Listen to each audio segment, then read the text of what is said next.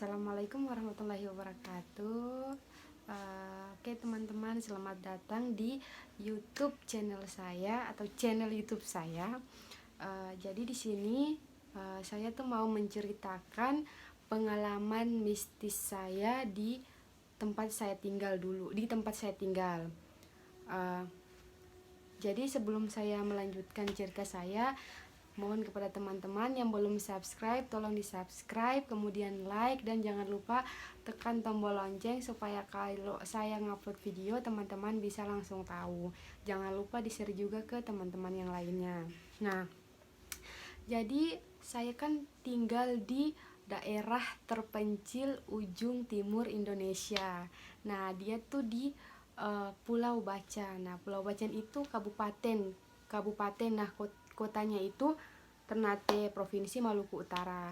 Nah, jadi saya tinggal di satu desa itu. Jadi desa saya tuh dia dimasuk di kabupaten di sekitaran kota situ, tapi sebelum ke desa saya itu kita harus melewati perkuburan, tempat kuburan, pokoknya kuburan tuh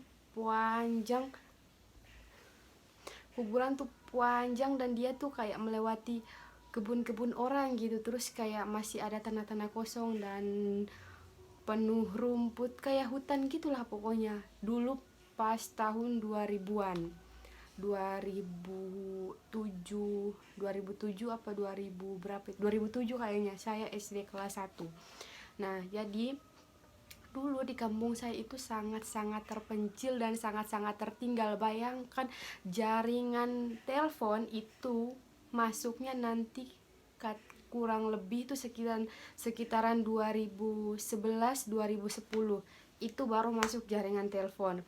Kemudian jaringan internet tuh baru-baru kemarin kalau nggak salah 2019 tengah baru masuk jaringan internet itu di kampung saya.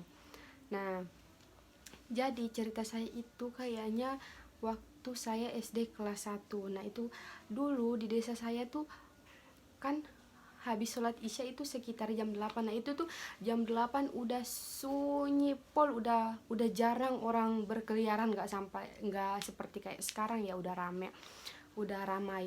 Nah, dulu tuh waktu itu kan saya mau tidur di nenek saya. Nah, dari rumah saya ke rumah nenek saya itu sekitaran 100 meter lebih, kurang lebih 100 meter. Nah, dulu tuh di desa saya itu terkenal dengan pohon beringin yang kayaknya udah puluhan tahun dan itu sangat besar dan rimbun. Nah, jadi saya harus lewat di situ dulu. Kemudian waktu itu saya pulang mengaji sekitar jam berapa, habis isya lah gitu kan.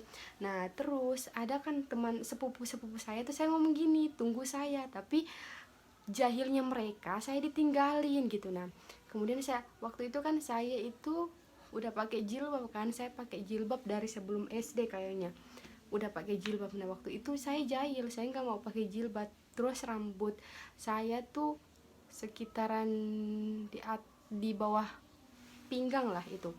Nah, terus saya lewat sebelum kan di bawah pohon situ ada rumah, tapi rumahnya tuh yang satu yang di tengah-tengahnya tuh kosong kan, rumah di tengah-tengahnya kan tuh kosong. Nah, kemudian sebelum saya lewat rumah tuh kan kosong, terus penerangan tuh dulu masih pakai lampu 5 watt, jadi kayak kayak agak redup gitu, tapi kita bisa lihat yang ada di dalam rumah tuh, kita bisa lihat. Nah, terus pas saya lewat, sebelum saya lewat, saya lihat di sana ada orang, ada mbak-mbak itu tinggi, rambutnya panjang pol, dan rumah itu kan tinggi ya. Jadi sekitar kalau kita dari tanah mau naik ke rumah tuh sekitar 3 tangga lah. Nah, itu bajunya tuh itu sampai dari ruang tengah tuh, dia bajunya sampai di tangga di depan rumah, di tanah depan rumah. Nah, itu kan aneh gitu kan. Terus karena saya kan masih kecil kan, nggak pikir kalau ini nih Mbak Kunti gitu kan, nggak pikir. Terus gini, saya lewat, saya lihat, sebelum saya lewat rumah tuh saya lihat.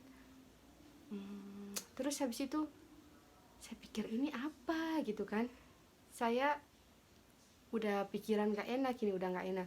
Terus saya tutup mata beberapa detik. Saya pikir gini, oh ini kayaknya hayalan saya gitu kan, ini kayaknya hayalan saya. Saya tutup mata, lama saya buka lagi, loh masih ada gitu kan, masih ada. Kemudian saya jalan pelan-pelan gitu kan, jadi berjarak sekitar beberapa meter aja, beberapa sentimeter aja gitu, nggak jauh dari jalan yang saya lewati ini, itu rumahnya. Terus saya lihat lama gitu kan, terus terbang tapi bukan ke arah saya, dia terbang keluar dari pintu. Dan jauhnya tuh apa ya, kayak apa ya, pokoknya dia tuh terbang udah di jalan di luar sana, udah di depan rumah, agak kejauh dari depan rumah, tapi saya masih bisa lihat kalau rambutnya tuh masih di ruang tengah yang tadi berdiri itu, di ruang tamu yang berdiri itu, yang ada lampu pencahayaan itu. Saya masih bisa lihat kalau rambutnya tuh panjang sekali. Dan saya tuh sempat dalam hati gini, pokoknya rambut saya yang paling bagus gitu. Dan pas saya lihat itu saya kaget loh gitu kan, ini hantu apa ini gitu kan, masih kecil. Terus dia terbang, dia jalan tapi kan karena nggak nyentuh tanah kan, jadi terbang kan. Nah, masuk ke beberapa, di samping rumah tuh ada rumah yang satu lagi. Nah, di pertengahan antara rumah yang satu ini sama rumah yang kosong ini, dia tuh ada pohon pisang banyak kan. Nah, di situ si mbak itu masuk ke dalam situ kan, terbang masuk ke dalam situ. Saya tuh sempat shock, kaget, ini apa ini. Langsung saya lari teriak nangis gitu kan, merinding, lari teriak nangis gitu, ya Allah itu apa itu kan. Terus banyak orang, ada beberapa laki-laki yang nongkrong kan, lah kamu kenapa, saya lihat setan gitu. Saya ngomong, saya lihat setan di bawah pohon beringin gitu kan. Terus bilang, makanya kalau udah malam jangan jalan sendiri. Mau kemana emangnya, mau tidur di rumah nenek? Iya sana cepat pergi, kita lihat-lihat dari sini gitu katanya. Nah itu pertama kali saya lihat yang kayak begituan.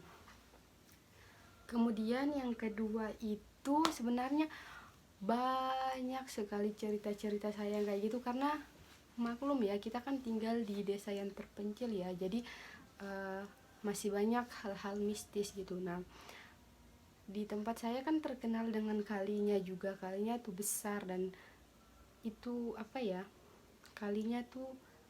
air kalinya tuh itu angker gitu. Pokoknya kalau orang-orang di tempat saya pasti tahu gitu, karena pasti hampir semua pernah mengalami hal-hal mistis kayak begitu. Sumpah, ini saya cerita, saya di kos sendirian, saya juga sebenarnya takut. Ini saya sudah merinding ya sebenarnya, tapi saya cuma mau share aja ke teman-teman semua bahwa sebenarnya mereka itu ada, dan kita tuh diciptakan bukan hanya kita aja gitu kan, bukan hanya manusia aja, jin dan lainnya pun diciptakan Allah untuk beribadah kepadanya, untuk tunduk kepadanya. Nah itu. Terus yang satunya lagi yang paling saya ingat itu, saya mandi di kali sama ada beberapa teman saya. Itu tuh sebenarnya masih rame, masih banyak, itu udah mau datang maghrib kan. Nah, saya tuh mandi di tempat yang paling dalam gitu, yang dalam sekali airnya, sama teman saya satu. Nah, teman SD saya tuh rambutnya keriting kan, kalau saya kan lurus gitu, itu dulu kan. Nah, saya tuh ngomong gini, saya tuh kan agak sombong dalam hati itu, rambut saya bagus, mending saya pas mandi, pas saya bangun saya mau suruh dia lihat panjangnya rambut saya tuh sampai di mana gitu kan. Nah, terus saya ngomong ke dia gini, namanya saya samakan ya, namanya kamu nanti pas saya mandi tolong nanti habis itu pas saya bangun lihat ya rambut saya tuh panjangnya sampai mana gitu. Nah, terus pas kan itu kan airnya kan itu kan hujan. jadi airnya tuh agak kabur gitu, tapi nggak kabur-kabur amat, kaburnya biasa aja gitu tuh, masih bisa kita lihat batu-batu yang di dalam air tuh masih bisa kita lihat, pasir yang dalam air tuh masih bisa kita lihat. Nah pas saya mandi, saya menyelam, pas saya buka mata itu kayak tangan tuh gini timbul dari dalam pasir tuh gini, mau ngambil muka saya gitu, mau tarik saya gitu ke dalam. Terus saya kaget, padahal itu gak terlalu dalam. Terus saya kaget, saya ya Allah, cepat-cepat bangun, cepat-cepat bangun. Nah teman saya tuh ikut menyelam sama saya. Terus tuh dia pas bangun tuh dia tanya, loh Tin, tadi tuh apa, kamu ngapain gitu kan. Aduh ya Allah. Terus saya tuh lah kamu lihat juga gitu kan, kamu kamu lihat juga gitu kan. Iya, tadi apa yang gini-gini tadi tuh apa gitu, soalnya kan dia di samping saya kan, nanti soalnya pas saya bangun nanti saya suruh lihat rambut saya tuh sampai di mana, jadi dia tuh menyelam sama-sama saya di samping saya, jadi tuh dia bisa lihat tadi apa yang saya alami tuh dia bisa lihat gitu. Terus, Tin kamu kenapa, itu tadi tangan siapa gitu, dia tuh bisa lihat kalau ada tangan yang mau ke mukaku tuh, mau ngambil gitu, mau masukin aku ke dalam, mau tarik aku ke dalam gitu. Aku, loh kamu tak dilihat gitu kan. Ya Allah, mau nangis tapi gimana ya, sumpah itu tuh seram banget, seram pol. Nah dari situ tuh saya pulang langsung demam beberapa hari, sekitar 3 hari itu demam. Jadi habis itu saya nggak berani lagi mandi di kali, tapi nggak kapok. Pas udah demam, udah sembuh 3 hari, 1 minggu lagi main lagi ke kali. Emang karena waktu kecil tuh tempat kita ya mandi di kali, karena dulu kan masih jarang yang punya kamar mandi gitu, jadi semuanya masih apa-apa di kali, nyuci di kali, mandi di kali, semuanya di kali gitu.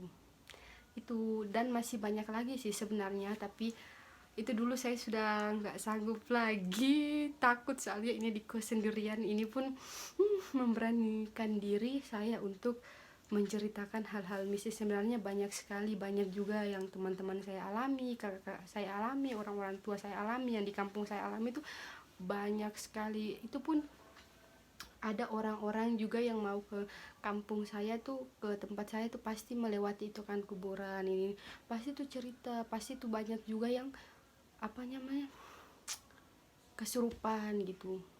Jadi kita dulu kecil tuh jarang banget keluar, nanti pas udah SMP baru kan sekolahnya di apa ya, di pusat keramaian gitu. Jadi pagi-pagi tuh jalan itu juga sering kedapatan gitu.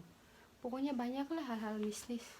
Jadi di sini tuh saya bukan apa-apa, cuman saya mau share pengalaman saya aja gitu. Seperti yang sudah saya bilang tadi, bahwasannya kita tuh hidup nggak sendiri, bukan cuma manusia aja, banyak makhluk lainnya yang diciptakan Tuhan, diciptakan Allah, yang mungkin kita tidak bisa lihat secara langsung kayak begini, tapi ada kadang kita punya karunia bisa dapat melihatnya, dapat bertemu dengan mereka gitu. Sampai kemarin juga saya masih sempat mengalami hal-hal kayak begitu. Kalau mau cerita, banyak sekali hal-hal mistis yang pernah saya alami. Tapi itu dulu yang mau saya ceritakan ke teman-teman. Nanti kalau teman-teman minta lagi, saya bisa untuk menceritakan lebih banyak. Oke, terima kasih sudah mendengarkan cerita saya. Jangan lupa like, subscribe, dan share ke teman-teman lainnya. Terima kasih atas dukungannya. Sampai jumpa lagi. Wassalamualaikum warahmatullahi wabarakatuh.